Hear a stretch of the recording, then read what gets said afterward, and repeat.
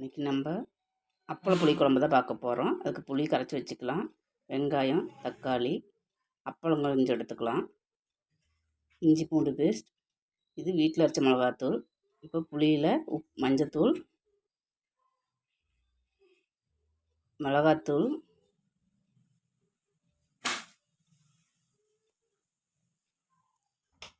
மல்லித்தூள் 1 spoon,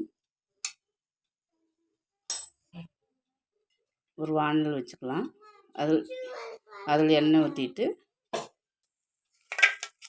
first அப்பளத்தை பொரித்து எடுத்துக்கலாம்.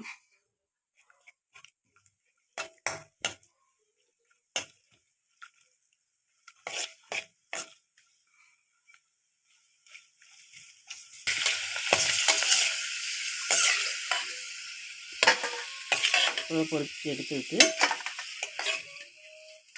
நம்ம அதே எண்ணெயில் தாளிச்சிக்கலாம். கடுகு, சீரகம், வெந்தயம் 3 கொஞ்சம் போட்டு தாளிச்சிக்கலாம்.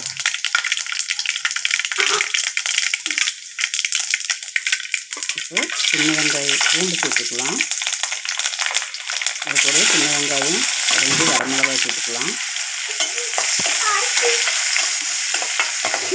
வெங்காயம் கொஞ்சம் வளர்ந்து இருக்கும்.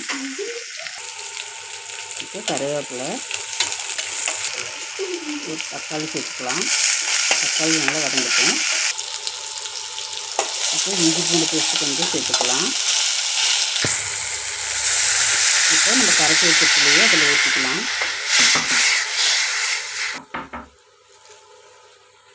இப்போ கொஞ்சம் உப்பு போட்டுக்கலாம்.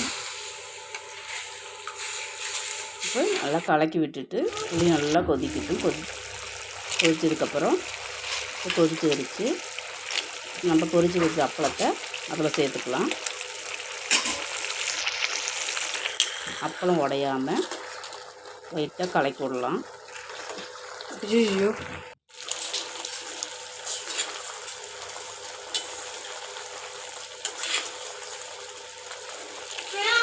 இப்போ அப்பள புளி குழம்பு ரெடி ஆயிடுச்சு. வாங்க சாப்பிடலாம்.